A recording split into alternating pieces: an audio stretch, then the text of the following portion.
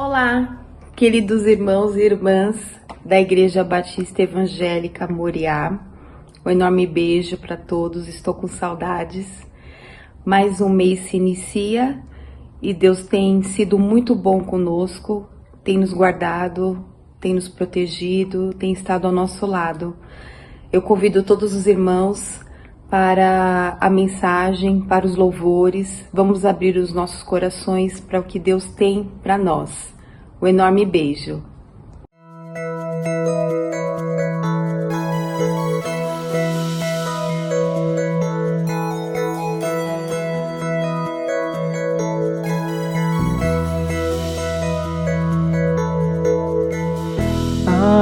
Aleluia, glória. Aleluia, glória. Aleluia, glória. Aleluia, glória. Ao Santo do Santo. Ao Santo do Santo. Aleluia, glória. Aleluia, glória. Aleluia, glória. Aleluia, glória. Aleluia, glória. Aleluia, glória. Ao Santo do Santo. Ao Santo do Santo. Aleluia, glória. Aleluia, glória. Que foi, que é e que virá.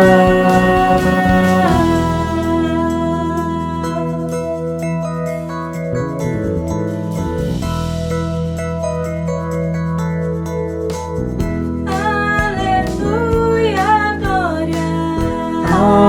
Aleluia, glória. Aleluia, glória. Aleluia, glória. Ao Santo do Santo. Ao Santo do Santo. Aleluia, glória.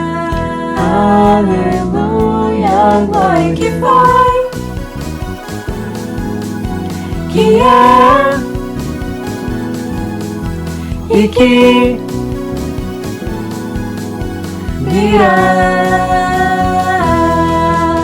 que foi, Que é e que virá. que foi, Que é e que virá. que foi, Que é e que virá.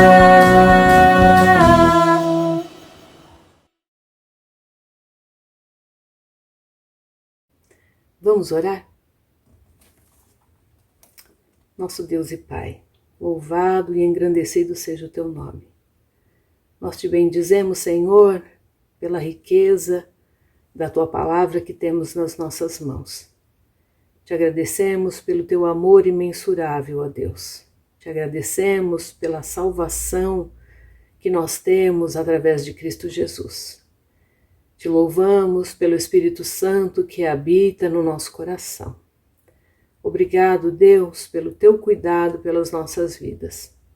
Obrigado, Senhor, porque o Senhor não rejeita a nossa oração, mas está sempre disposto a ouvir e a nos responder. Por isso nós nos unimos nesse momento em espírito e em fé, para mais uma vez colocar este dia nas tuas mãos, a nossa vida nas tuas mãos, e pedir que o Senhor esteja nos direcionando segundo o teu querer e a tua vontade. Nós também colocamos, ó Deus, todas as famílias diante de ti agora, O Senhor bem sabe a necessidade que cada uma está enfrentando e nós pedimos que o Senhor estenda a tua mão de poder e venha trazer solução, Pai. Nós colocamos diante de ti tantos enfermos que estão nos hospitais, outros em casa. Suplicamos, ó Deus, que o teu Espírito esteja alcançando a cada um, trazendo cura, trazendo alívio para a glória do teu nome. Colocamos também diante de ti as crianças, ó Deus. Nesse mês comemoramos o Dia das Crianças, mas há tantas crianças, ó Deus, espalhadas por este mundo que sofrem opressão, que sofrem o abandono. Ó Deus, nós suplicamos por cada uma. Tem misericórdia, Deus, e traga alívio, resgata, traga, ó Deus, libertação, nós te pedimos. Que cada uma, Senhor, possa ter a oportunidade de te conhecer e ter como Senhor das suas vidinhas. Pai, nós colocamos diante de ti a tua igreja, não só a Igreja Batista Moriá, mas a tua igreja que está espalhada na face da terra. Que o Senhor esteja trazendo a Deus consolo aos corações, força, esperança a cada um, a Deus. Que o Senhor esteja fortalecendo os teus filhos, apesar de toda essa distância que nós temos tido, mas contamos, ó Deus, com teu Espírito atuando em cada coração. Pai, neste momento nós suplicamos o perdão, Senhor, pelos nossos pecados, aqueles que nós cometemos por atitudes, por palavras e até pensamentos. E te pedimos, ó Deus, que continue conosco. Em nome de Jesus. Amém.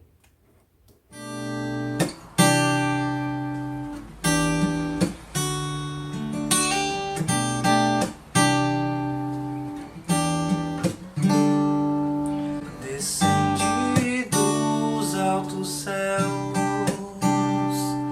presente eterno de Deus, poder sobrenatural, me fala de quem tu és, tua graça.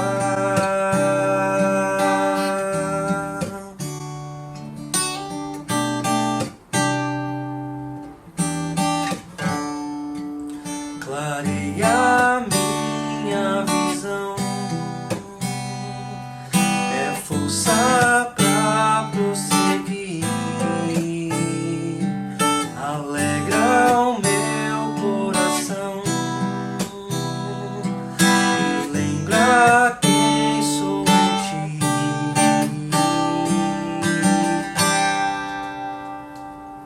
Tua graça me basta, tua graça me basta, é tudo o que preciso. Tua graça me basta, tua graça me basta, fortalecido eu sou por tua graça.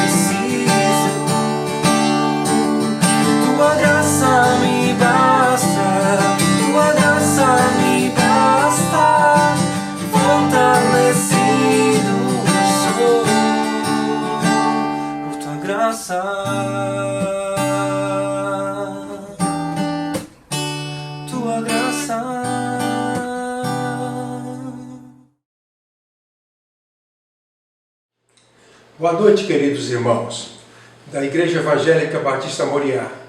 Boa noite também aos amigos que assistem conosco e aos irmãos de outras igrejas que nos dão o prazer da sua presença em nossos cultos online. O texto de hoje está em Isaías capítulo 35, versículos de 8 a 10. É um texto que foi sugerido pela irmã Irene e com alegria eu vou pregar sobre esse texto.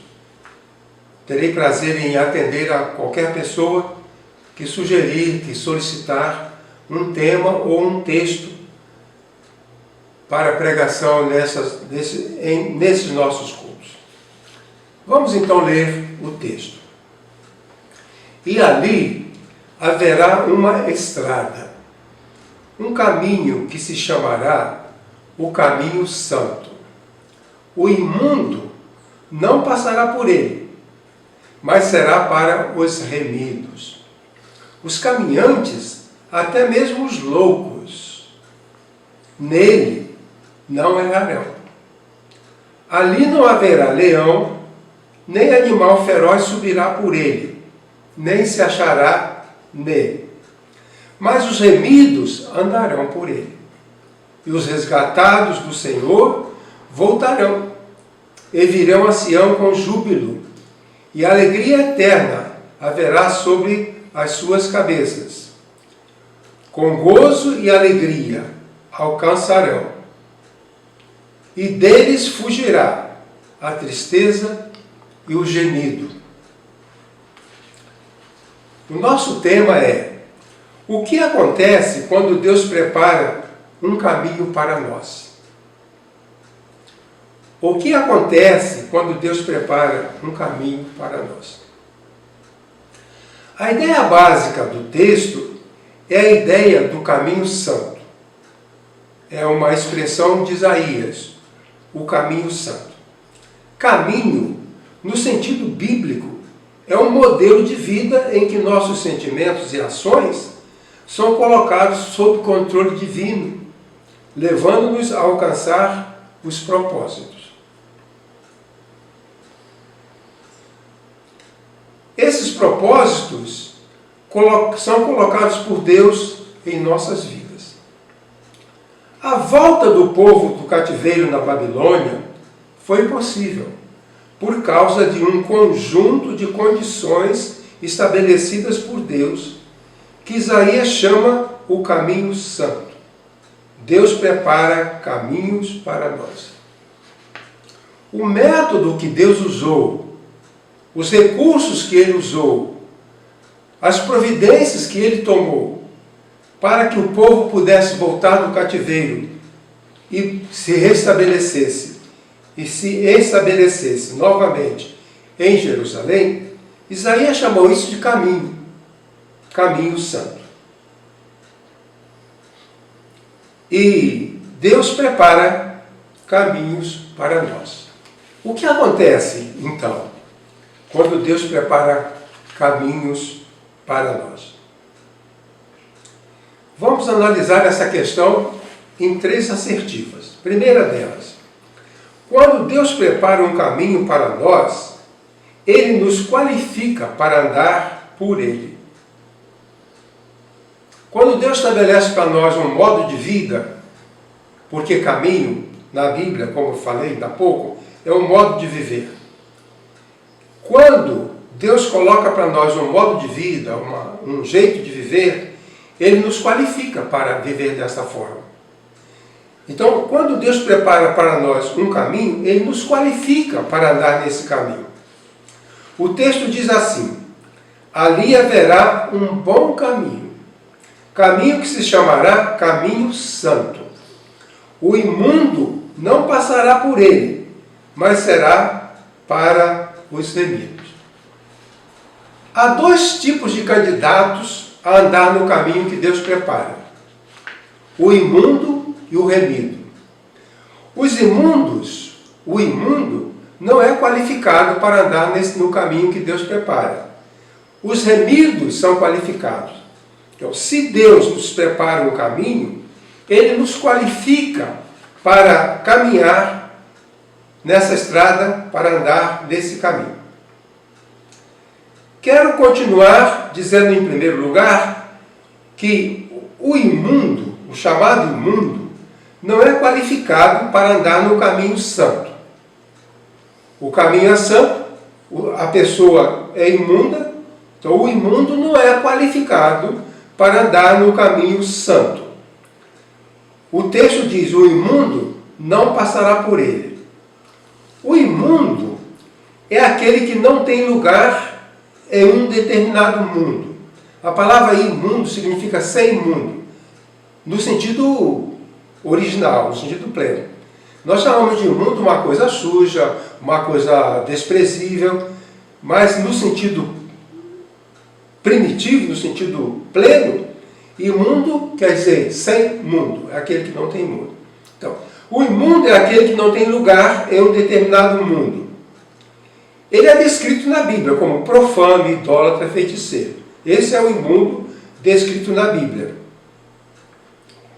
Para compreender isso melhor, eu estava pensando num quadro, numa situação em que você tem uma minhoca. Essa minhoca está na terra. Ali ela não é imunda. A minhoca na terra não é imunda, porque a terra é o mundo dela. Se o mundo da minhoca é a terra, então ela não é imunda quando está na terra. Mas se ela estiver na salada, ela é imunda, porque a salada não é o mundo dela, não é o lugar dela. A minhoca na terra não é imunda, a minhoca na salada é imunda. E o imundo é aquele então que não tem lugar no mundo.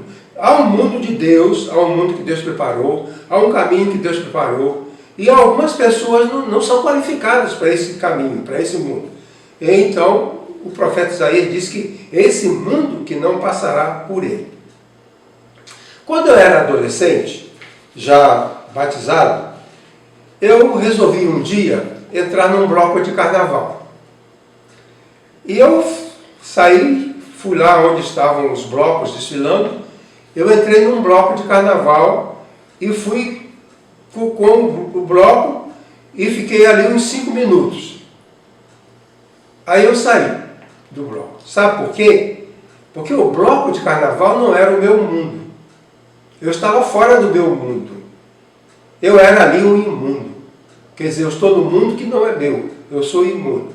Então, o crente que se coloca no bloco de carnaval, ele fica imundo, porque aquele não é o mundo dele. Nesse sentido, então, o imundo não andará no caminho que Deus preparou. Ele tem que ser primeiro transformado, qualificado para andar nesse caminho. Então, o imundo não é qualificado. Quem é qualificado são os remidos. Os remidos são aqueles qualificados para andar no caminho santo. E o texto diz: mas os remidos andarão por ele, tranquilamente. O imundo não fica tranquilo ali, mas o remido está tranquilo, vão caminhar tranquilos por aquele caminho. Os remidos são o povo de Israel, que estava no cativeiro, os quais Deus resgatou por instrumentalidade do rei persa Ciro, para retornar a Jerusalém. Isso é um símbolo da obra do Cristo, em resgatar os pecadores da maldade para a salvação. Os crentes andam no caminho santo. O povo foi para o cativeiro por pecado. Deus colocou o povo destinado ao cativeiro. Mas Deus prometeu que depois de 70 anos, eles estariam qualificados para voltar. E agora eles estão qualificados para voltar. E o caminho é preparado, as condições são preparadas para que o povo volte do cativeiro. Então eles estão qualificados agora. Isaías chama isso de resgatados ou remidos. Estão preparados para entrar no caminho da volta à sua terra e ali reconstruir a sua terra. Então, quando Deus prepara um caminho para nós, Ele nos qualifica para andar nele.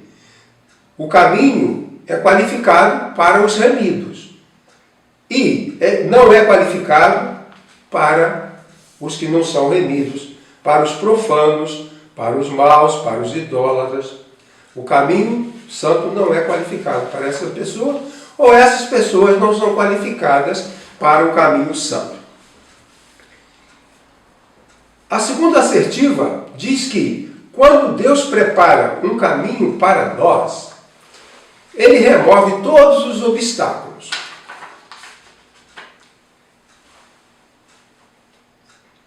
Três afirmações. Primeiro, Deus remove os obstáculos representados por inimigos. O texto diz assim: ali não haverá leão, animal feroz nenhum passará por ele, nem se achará nele.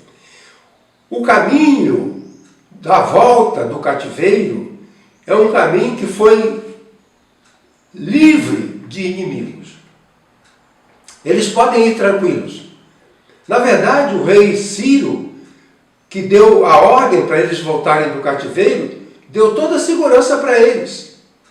Deu recursos materiais, deu gente para apoiar. Eles estavam protegidos. Deus usou o rei Ciro para criar boas condições para o povo voltar da Babilônia, da Pérsia, para Jerusalém. Então, o leão era o símbolo destrutivo da Babilônia. Nas portas da cidade havia leões esculpidos. Esses leões eram o símbolo destrutivo. Mas no caminho que Deus prepara, o leão não existe. Não há mais o poder destrutivo de ninguém querendo acabar com o povo de Deus.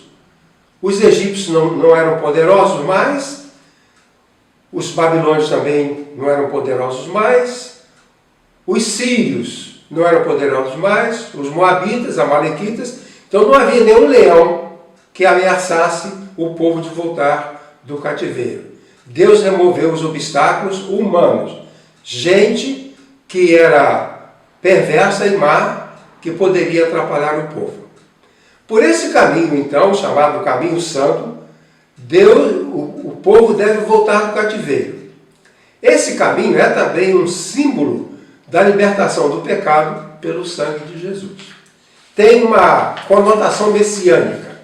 A volta do povo da Babilônia também tem uma conotação da obra de Cristo em tirar o povo da escravidão. Em segundo lugar, Deus remove os obstáculos decorrentes das condições hostis da natureza. Todo vale será levantado, e será abatido todo monte e todo outeiro, e o terreno acidentado será nivelado, e o que é escabroso, aplanado. Vou ler novamente. Passagem de Isaías 40, versículo 4. Todo vale será levantado, e será abatido todo monte e todo outeiro, e o terreno acidentado será nivelado, e o que é escabroso será aplanado. Esta expressão de Isaías, em outra passagem, lembra os problemas de um caminho naqueles tempos, naquela época. O caminho era inadequado se tivesse muito buraco. Então os buracos têm que ser tampados. O caminho não é adequado se tiver muitas curvas. Então as curvas serão alinhadas. E o caminho também não é adequado se houver muitas subidas e descidas. Então essas subidas e descidas serão niveladas. E o texto de Isaías diz que todo monte será aplanado, toda a curva será alinhada e todos os declives serão nivelados. O que Isaías diz é que se Deus prepara um caminho para nós, Ele vai remover os obstáculos. Essa semana eu estava conversando com a nossa filha Elisa sobre a carreira dela, a carreira profissional dela. Elisa estudou música sacra no Rio de Janeiro, depois ela foi ordenada ministra de música numa igreja no Rio de Janeiro, acho que foi em Teresópolis, e depois ela veio para São Paulo e foi empossada como ministra de música na igreja de Perdiz. Mas a vontade dela, o sonho dela, era fazer pós-graduação. E ela se candidatou a uma vaga na USP, preparou um projeto e levou. E lá o professor que a examinou desprezou o seu preparo, humilhou e desqualificou a Elisa. E a Elisa ficou muito triste. Então ela está num caminho e encontra um obstáculo. Ela quer fazer pós-graduação e encontra um inimigo que impede. Ela não foi aceita lá. Passados 3 meses, ela foi participar de um curso no Rio de Janeiro. Era um curso dado por um professor americano que veio ao Brasil para dar aquele curso. Elisa participou do curso. Quando chegou no final do curso, o professor chegou para ela e disse assim: eu quero você como minha aluna do mestrado lá em Kansas City, onde eu sou professor. Ele disse que ele dava cursos ao redor do mundo para levar alunos para ele. Então escolhia aquele que era capacitado, que ele achava que era capacitado, e escolhia sem mais nem menos. Sem mais nem menos não, ele tinha os critérios dele, mas Elisa não tinha nenhuma ideia disso. Ela foi lá para o Missouri e lá fez o mestrado. Quando ela estava terminando o mestrado, veio um professor da Flórida, do estado da Flórida. E ele conheceu Elisa e falou: eu quero você como minha aluna para fazer o doutorado lá na Universidade da Flórida. E Elisa foi para a Flórida e fez o doutorado. Os obstáculos foram sendo vencidos, foram sendo afastados. No final do doutorado, um professor indicou-a para ir trabalhar na Universidade de Syracuse, no estado de Nova York. E ela foi para lá e fez carreira lá na Universidade de Nova York, na Universidade de Syracuse, no estado de Nova York. E ela fez carreira lá, é querida, é apreciada, e hoje ela é pró-reitora. Se Deus prepara um caminho para nós, os obstáculos serão removidos. O que nós precisamos é ter certeza de que Deus aprova aquele caminho que nós achamos que Ele preparou para nós. O texto diz que os resgatados do Senhor voltarão. E ali não haverá inimigos, não haverá leões, não haverá feras. Todos os obstáculos serão removidos. Pois bem,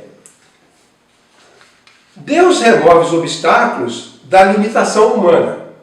Porque às vezes a pessoa que é, digamos assim, destinada a um caminho tem limitações.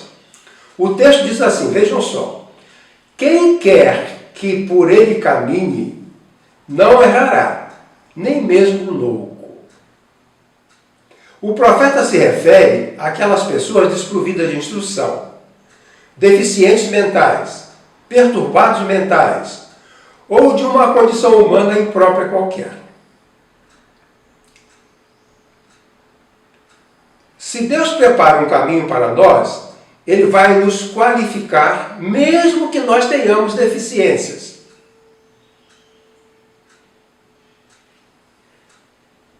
No ano de 1980,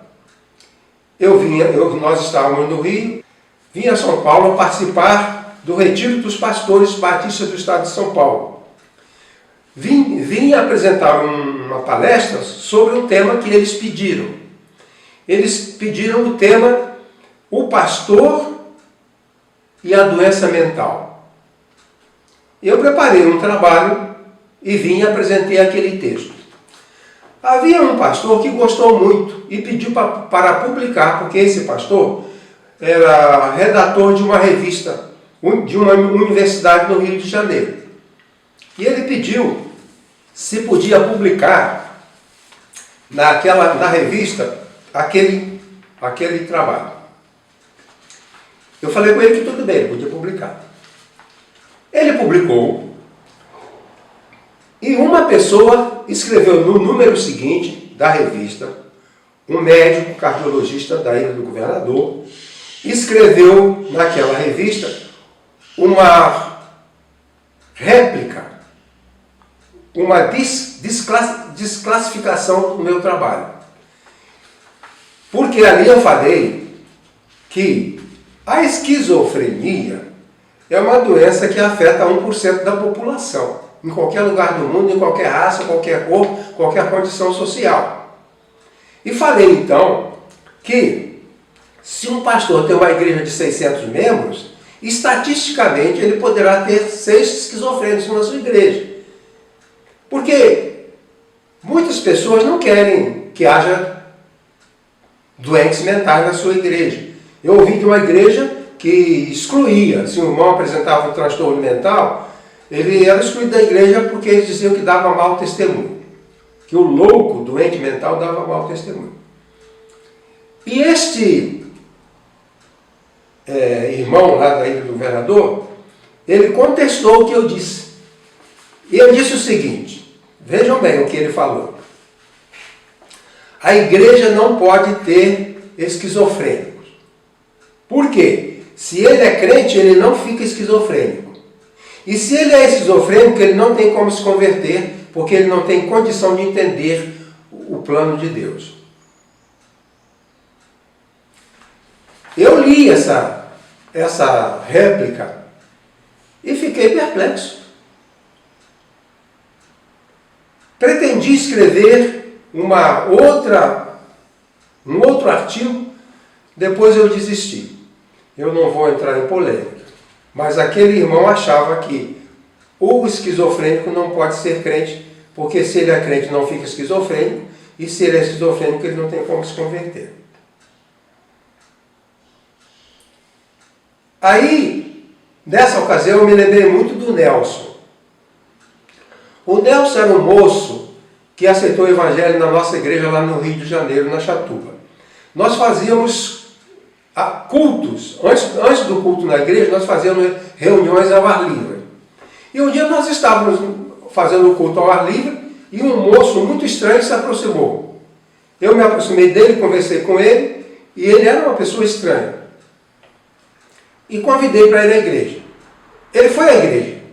E ele se converteu e foi batizado. Mas era uma pessoa estranha. Um dia, o Nelson foi preso. Porque ele estava em cima do telhado de um cinema. Ele foi preso e estava na delegacia. Um irmão da nossa igreja, que era da polícia, foi informado e ele foi lá.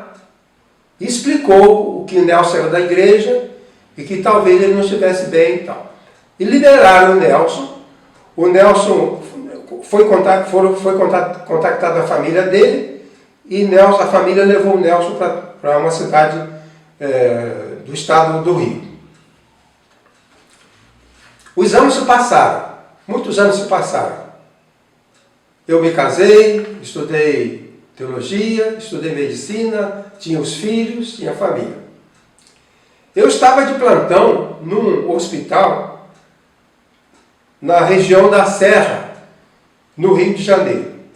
E um dia, quando eu peguei a pasta com os prontuários, estava lá, Nelson de Barros. Eu falei, será que esse Nelson de Barros é aquele? Era ele. Ele ficou muito feliz de me ver e tal. Eu falei, eu sou o seu médico, você está internado aqui e tal. Tratei dele, ele melhorou, dei alta. Passado algum tempo, uns 8 meses, eu estava no outro hospital, novamente eu chego lá e vejo o prontuário do Nelson. O Nelson estava lá nesse outro hospital. Tratei do Nelson, chegou o dia de dar alta para ele. Mas antes de dar alta para ele, eu falei, Nelson, preciso conversar com você. Eu chamei o Nelson para um espaço que havia, um gramado, umas plantas, umas árvores.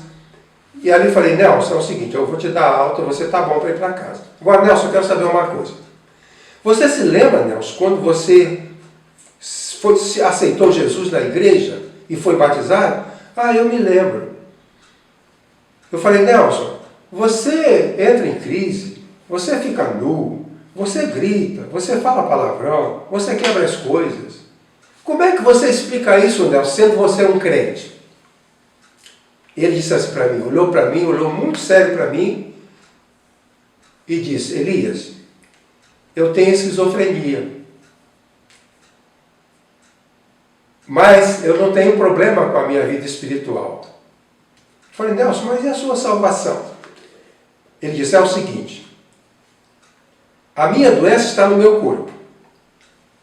Quando Deus me levar deste mundo, eu não vou com esse corpo. O corpo que é da esquizofrenia vai ficar aqui. Ele disse, no céu eu não terei esquizofrenia, porque a minha esquizofrenia é a doença desse corpo.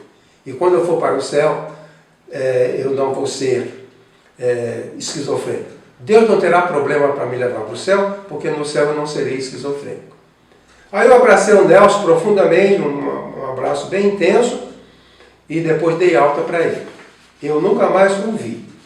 Mas eu acho que quando eu chegar no céu, eu vou ver o Nelson. E dizer, Nelson, que legal, né, Nelson? Aqui não há esquizofrênicos. Irmãos, no céu não há esquizofrênico, mas nas igrejas há. Eles não erram o caminho. O texto diz que ninguém vai errar os que foram qualificados, nem mesmo os loucos. Os esquizofrênicos, retardados mentais, pessoas com Alzheimer, pessoas com transtorno bipolar, que Deus capacita essas pessoas para andar no caminho. E Isaías diz que nesse caminho as pessoas, os resgatados virão e eles andarão nesse caminho. E quem quer que por ele caminhe não errará, nem mesmo o louco. O que eu quero dizer é o seguinte, Deus estabelece caminhos para nós e Ele remove os obstáculos. Quando Deus propõe um caminho para nós, nós vamos trilhar esse caminho e vamos encontrar problemas, vamos encontrar obstáculos, vamos encontrar dificuldades. No casamento, às vezes Deus nos conduz a um casamento e depois nós teremos problemas, obstáculos, mas Deus vai removendo, vai removendo, vai removendo e nós somos vencedores. Pois bem, a terceira coisa que Deus faz, a terceira coisa que acontece, quando Deus prepara um caminho para nós, que Ele nos faz vencer, Ele nos faz triunfar. O texto diz que eles virão, e diz assim, e os resgatados do Senhor voltarão e virão a Sião. Eu preparei o caminho para eles e eles vão conseguir. Eles estão na Babilônia, mas o caminho está preparado, eles vão conseguir. Deus criou as condições para o povo voltar. O povo vai conseguir. O povo vai triunfar. E os resgatados do Senhor voltarão e virão a Sião. Repetindo, Deus cria condições para cumprir o seu plano em nós. O hino diz, Deus tem um plano para cada criatura. Se Deus tem um plano para cada criatura, Ele vai nos ajudar, Ele vai superar, Ele vai vencer os obstáculos para que a gente possa seguir aquele plano. Então, Deus cria condições para cumprir o seu plano em nós. Se nós obedecemos a Deus, nós seremos triunfantes.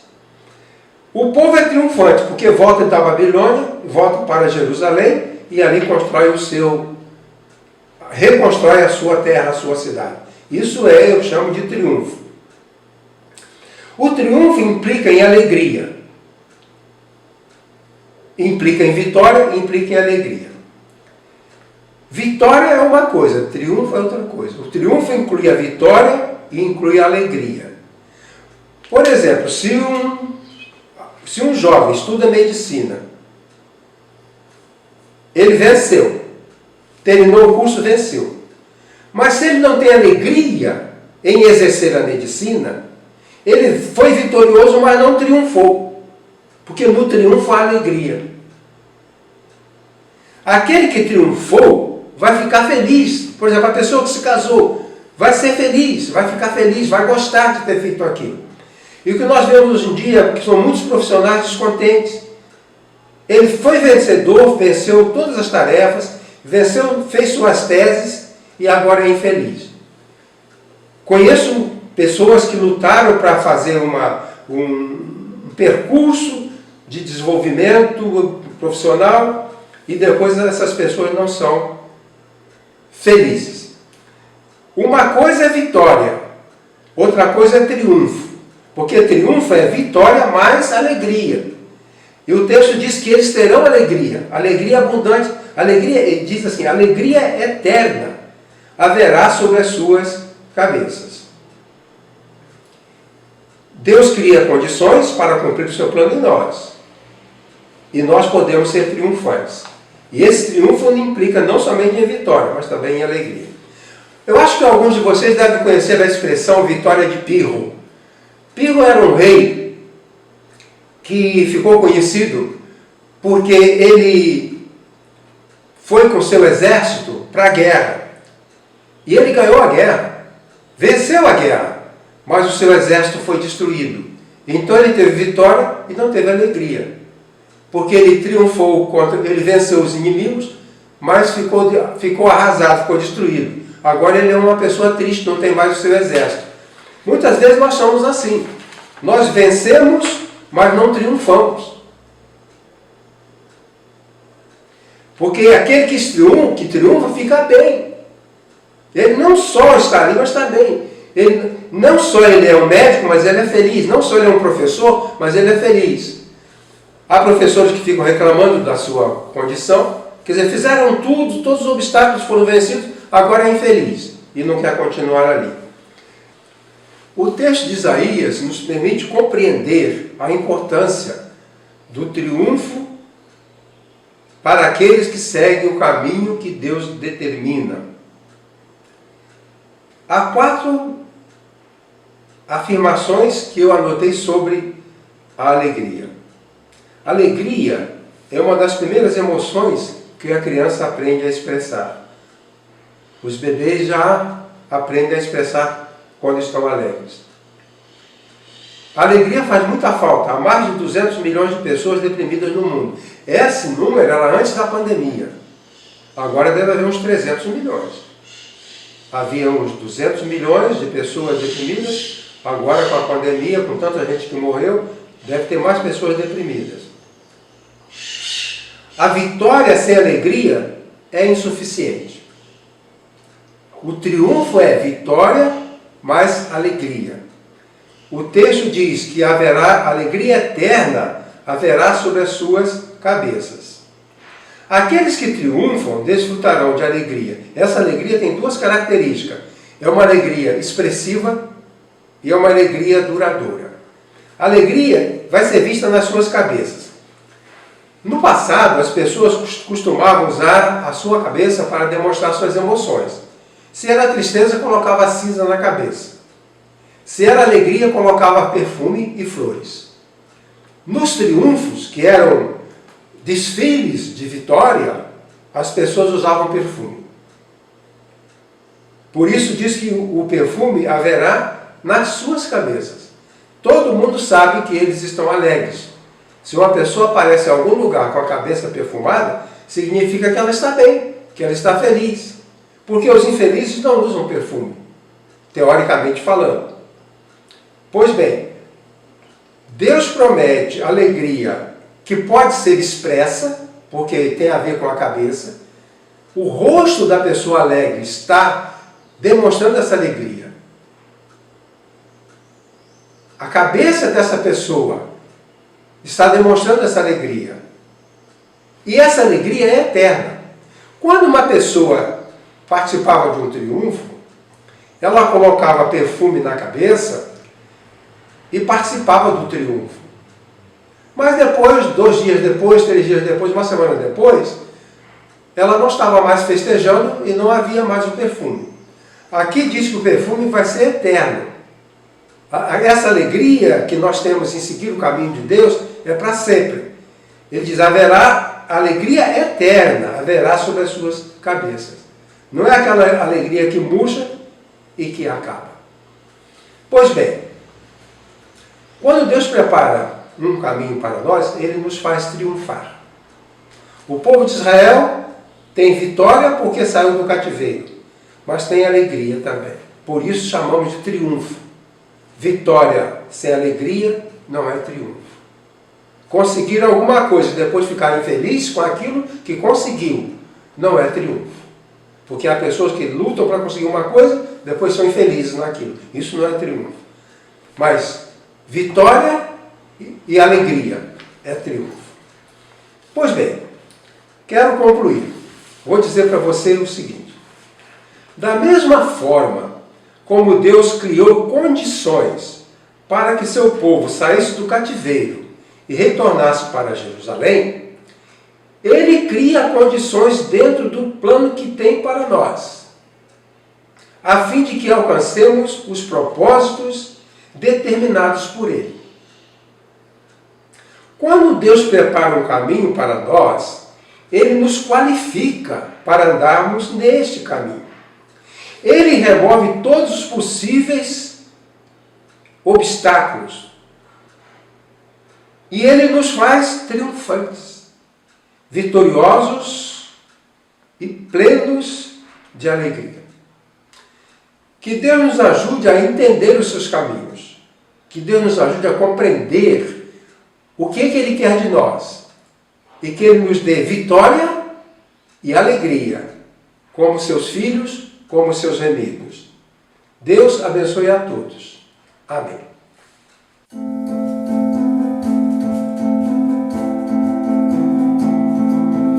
Assim como a noite aguarda o sol, como a brisa sonha um dia soprar, como a terra seca espera a chuva, como o rio anseia pelo mar, eu desejo tanto ver o dia chegar, o dia da vitória em que virá meu Salvador. Se Jesus Cristo, o Senhor, virá das nuvens para me levar, se tornará verdade tudo que sempre sonhei. Tristezas eu não mais terei, e toda lágrima no meu olhar Ele enxugará.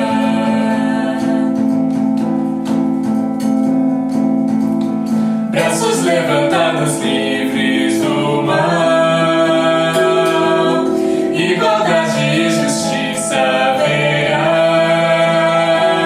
Já não mais terá morte ou guerra, novo céu e uma nova terra.